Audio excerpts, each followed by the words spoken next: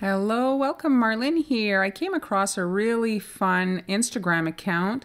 The artist was painting her canvases with a spatula and making beautiful flowers with only her spatula, and so I thought I'd try it with royal icing. So today is not really, I don't want to call it a tutorial since I've never done this before and have no idea what I'm doing, but it's a demonstration of my experiment. Here is the completed cookie. It really would work with any shape, even just a circle. And I suggest that you use quite thick royal icing, as I'll mention along the video.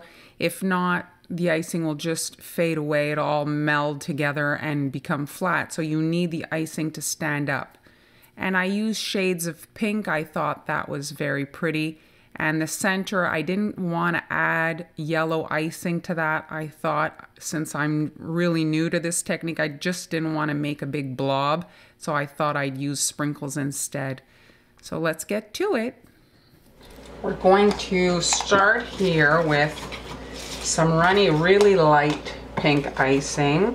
Pretty runny. And I'm actually just applying it with my paintbrush. And I'm just dooping it on the surface. This is just a background. We're not worrying about this too much. It's just in case the cookie was to be exposed so that we have some color, and that's it. That's all we're doing. Now that I have the base pink color, I'm just coming in and adding the leaf here. I want to have the leaf dry when I do the spatula on the rest so that it doesn't get muddied. The green is wet, then I could end up like kind of mixing the colors, and I don't want a mud colored rose. So I'm just shaping my leaf here.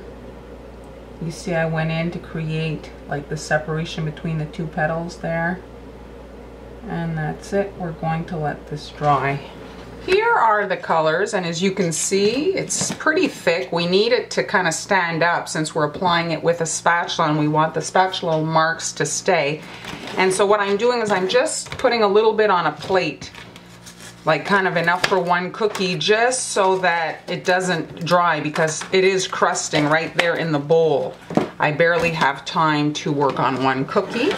And now here the surface is dry that we prepared from yesterday, and I'm working with a clay tool. It's a small spatula. I was looking for something that I'd be able to kind of really like smear in the icing like they do when they work with the oil paint and they do the spatula paintings.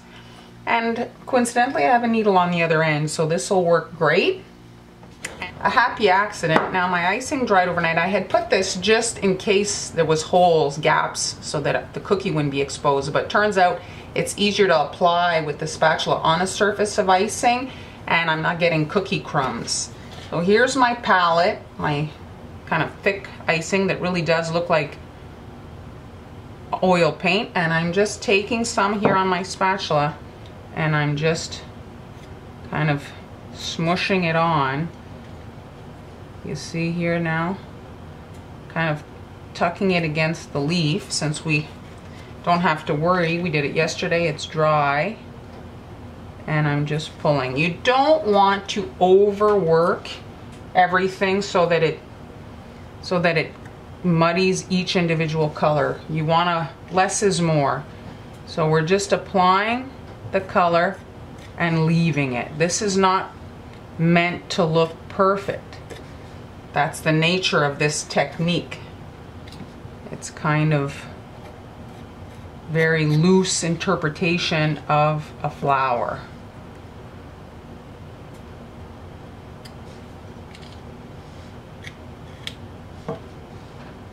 My icing is drying. You see there, it's kind of stiff, so I'm just kind of placing it there, and I'm gonna press it into the icing.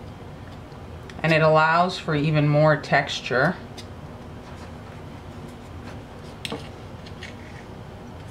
If your icing is too dry, you can kind of scrape off the palette if you can still separate your colors, and put it back in the bowl, and you can give it a mix and it kind of gets it back okay. If you have dry clumps, again, not a huge deal. Kind of adds to the look of this technique.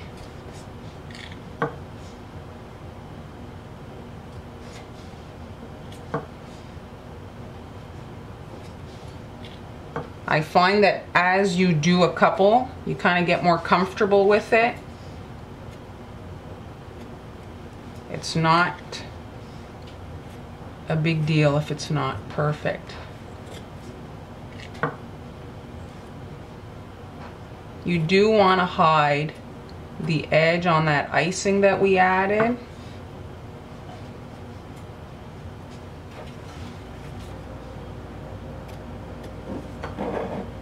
The thicker your icing is, the more it will hold those spatula marks as you pull. If it's runny, all this will kind of fade together and the work will be for nothing. So you want to have your icing thick.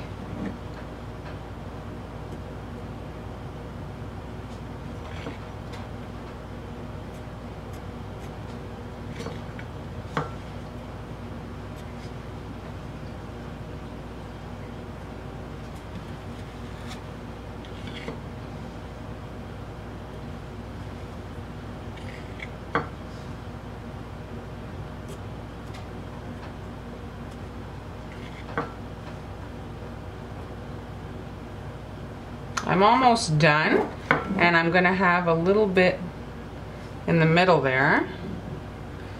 And to the center, I'm just dropping in a combination of sprinkles and nonpareil. And like I mentioned, the icing dries super fast, and so chances are they're not going to adhere very well.